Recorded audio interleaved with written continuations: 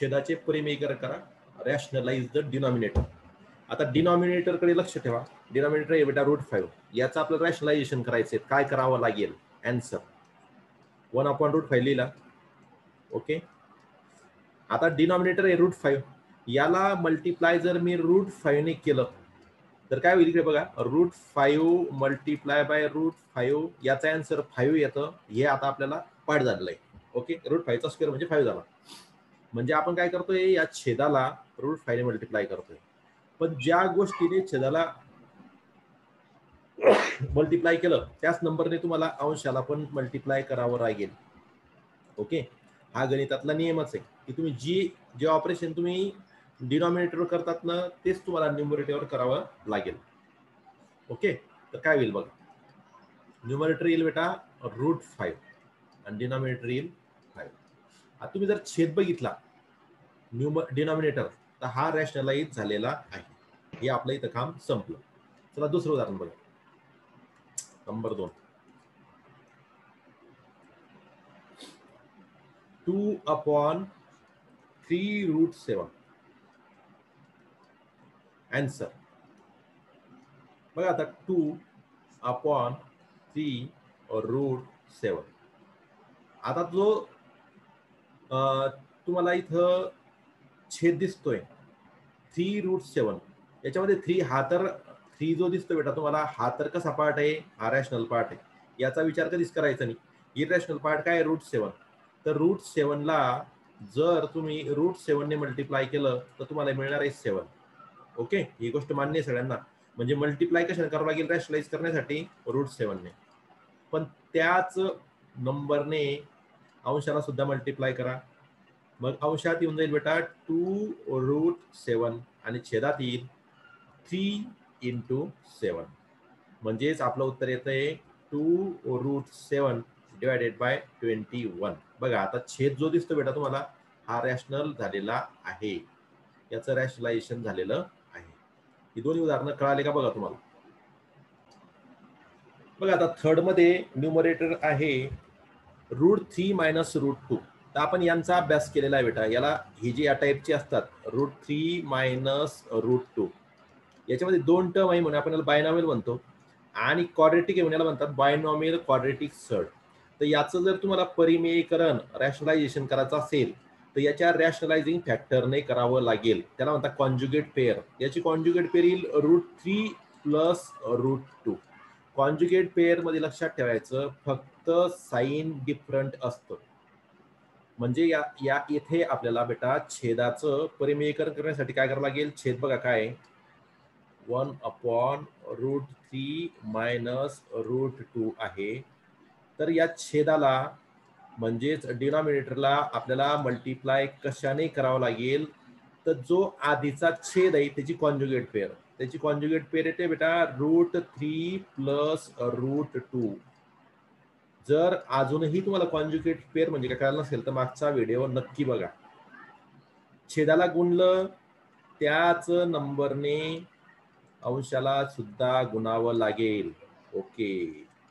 बघा आता इकडे समजून सांगतोय मी तुम्हाला. इकडे तुम्हाला दिसतं बेटा, हे जे आपण ठरवलं ना कशाने मल्टिप्लाय करायचं, तर याचं तुम्हाला लॉजिक पण सांगितलं होतं. a + b आणि a - b यांचा गुणाकार होतो a² - b². म्हणजे ह्या ज्या दोन्ही टर्म आहे यांचं गुणाकार काय येतो बेटा? √3² - √2². त्यामुळे √3 चा स्क्वेअर होतो बेटा 3 - √2 चा स्क्वेअर होतो 2 आणि आपला आन्सर मिळेल 1. अशा प्रकारे या √3 - √2 ला त्याच्या कॉन्जुगेट पेअरने मल्टिप्लाय केलं म्हणजे याचं रॅशनलायझेशन होतं आणि आपला रॅशनल नंबर मिळतो 1. तर तीच क्रिया इथं आपण करत आहोत. परत समजून घ्या. परत बघा गुणाकार करताना काय होईल बघा. अंश काय येईल आता? √3 + √2. अंश तसा येईल कारण की मल्टिप्लाय बाय 1 आहे.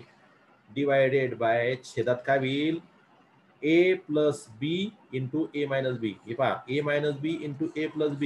आन्सर काय? a² - b². इथं समजून सांगितलं तेच हा फॉर्म्युला. म्हणजे √3² - 2 स्क्वेअर. ओके, अंशात काही 1 नाही. √3 प्लस √2 डिवायडेड बाय छेदात √3 square means 3 minus √2 square means 2. Okay, अंशात बदल नाही. √3 प्लस √2 हा अंश आणि छेद झाला 1. आता छेदाकडे बघा तुम्ही, छेद 1 आलेला आहे म्हणजे छेदाचं परिमेयकरण झालेलं आहे. छेद आपल्याला रॅशनल नंबर मिळालेला आहे.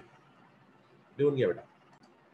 नंबर 4 मध्ये बघा बेटा, जो आता छेद आहे 3√5 प्लस 2√2, याला मी इकडे साईडला लिहितो पहा. 3√5 प्लस 2√2. बघा इथं 2 टर्म आहे आणि दोन्ही टर्म मध्ये ऑर्डर ही 2 आहे, म्हणजे ही बायनॉमियल आहे, द्विपद आणि वर्गकरणी आहे. द्विपद वर्गकरणी बायनॉमियल क्वाड्रॅटिक सर्ड. याला जर तुम्हाला रॅशनलाइज करायचं असेल तर याला याच्या कॉन्जुगेट पेअरने मल्टिप्लाय करावं लागतं. आणि कॉन्जुगेट पेअर कशी मिळवतो आपण? फक्त साइन चेंज करायचं. म्हणजे काय होईल कॉन्जुगेट पेअर? 3√5 मायनस 2√2. बघा चेंज कुठे? फक्त साइन मध्ये आहे. इथं प्लस साइन, त्याच्या कॉन्जुगेट पेअर मध्ये मायनस साइन. बाकी फर्स्ट टर्म आणि second term as it is आपण घेत असतो. आणि इथं नियम कोणता लावायचा? तोच, ए प्लस बी गुणिले ए मायनस बी बरोबर ए स्क्वेअर मायनस बी स्क्वेअर. आता ए म्हणजे 3√5 बेटा आणि बी म्हणजे 2√2 आहे. तर काय येईल याचा आन्सर? याचा आन्सर येईल बघा 3√5 स्क्वेअर मायनस 2√2 स्क्वेअर. बघा आता 3√5 चा स्क्वेअर करताना काय करू आपण? 3 चा वर्ग करू, 9 गुणिले √5 चा स्क्वेअर होईल 5 मायनस बघा 2 चा वर्ग 4 गुणिले वर्गमूळ 2 चा वर्ग 2. 9 गुणिले 5 45 वजा 4 गुणिले 2 8 आणि 45 वजा 8 ते येतील तुमचे 37 सदोतील. बघा इथं मी तुम्हाला सिम्प्लिफाय करून दाखवलंय. ही जी आपली हा न्यूमरेटर होता, सॉरी डिनॉमिनेटर होता. डिनॉमिनेटर जो होता बेटा, जो दिसतोय तुम्हाला हा डिनॉमिनेटर बघा. हा डिनॉमिनेटर होता. हे बघा इथला मी ऍज इट इज लिहिला, त्याला रॅशनलाइज केलं मी. उत्तर काय आलं माझं? 37 आला. बघा रॅशनल नंबर आला, अपरिमेय संख्या आली. मग काय केलं मी? त्याला त्याच्या कॉन्जुगेट पेअरने मल्टिप्लाय केलं. बघा ही कॉन्जुगेट पेअर आहे. नियम कोणता वापरला? ए प्लस बी दुसऱ्या कंसात ए वजा बी बरोबर ए वर्ग वजा बी वर्ग. ए म्हणजे काय? आता इथं पहिलं पद 3 वर्गमूळ 5, बी म्हणजे दुसरं पद 2 वर्गमूळ 2.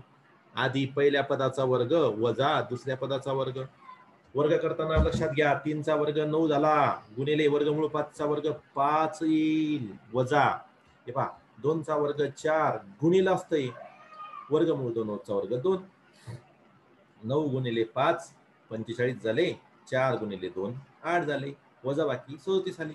अशा प्रकारे छेदाचं परिमेयकरण होतं. हेच इकडे परत एकदा समजून घ्या. बघा लक्षात घ्या. आता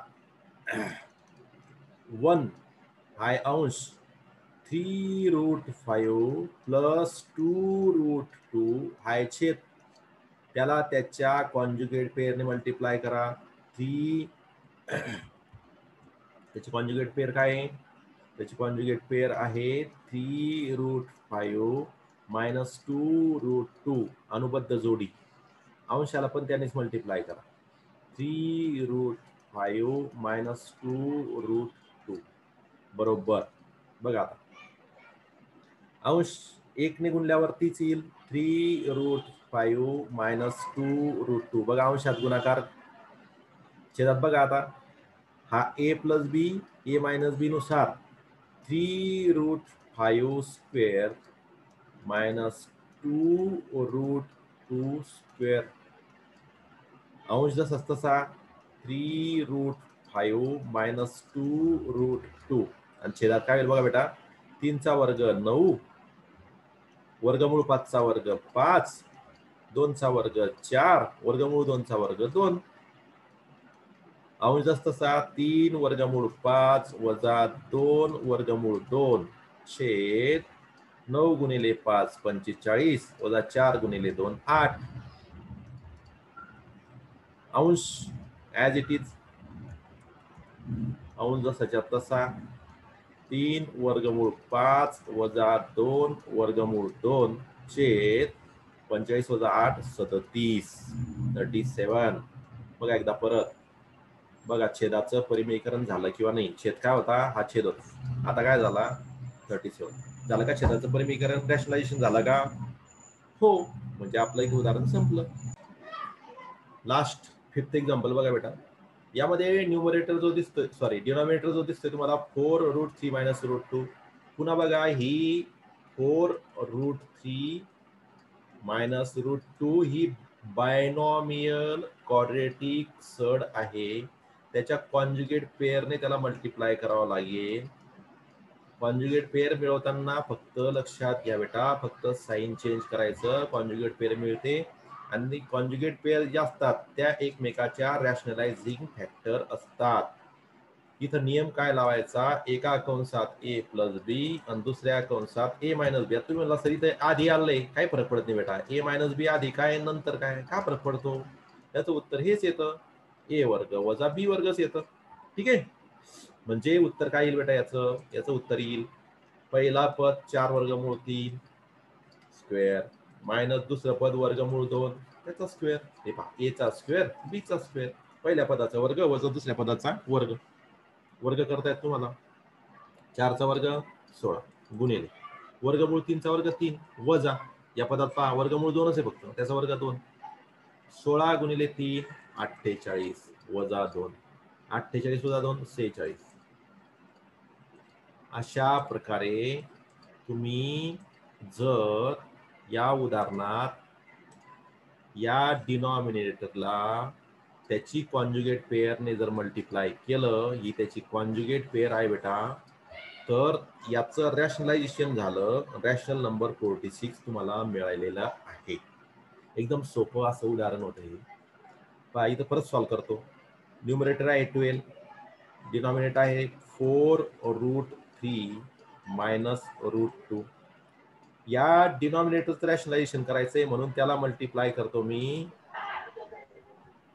कशाने, 4√3 प्लस √2 ने, की जो आहे रॅशनलायझिंग 4 प्लस √2 ने. ठीक आहे. कोणाच तरी आवाज येतो बेटा मला, त्याने म्यूट होऊन जा राजा. गुड. ओके बेटा. तर बरोबर तुम्हाला इथे मिळेल अंशात काही बदल नाही, 12 4 वर्गमूळ 3 अधिक वर्गमूळ 2. याला काही कॉमन वगैरे काढत बसू नका, याला असंच राहू द्या. छेदात काय होईल बेटा, 4 वर्गमूळ 3 हे पहिलं पद आहे त्याचा वर्ग वजा वर्गमूळ 2 हे दुसरं पद आहे त्याचा वर्ग. नियम कोणता लावलाय समजून सांगितलं बाजूला. बरोबर. अंशात काही बदल नाही. 4 वर्गमूळ 3 अधिक वर्गमूळ 2 छेद काय होईल, छेद होईल 4 चा वर्ग 16 वर्गमूळ 3 चा वर्ग 3 वर्गमूळ 2 चा वर्ग 2. बरोबर. अंश जसा तसा छेद 16 गुणिले 3 48 वजा 2 अंश 12 कंसात 4 वर्गमूळ 3 अधिक वर्गमूळ 2 छेद झाला 48 वजा 2 म्हणजे 46. बघा छेद आता काय आहे 46, आधी काय होता 4 वर्गमूळ 3, हा रॅशनल नंबर आहे, झालं रॅशनलायझेशन.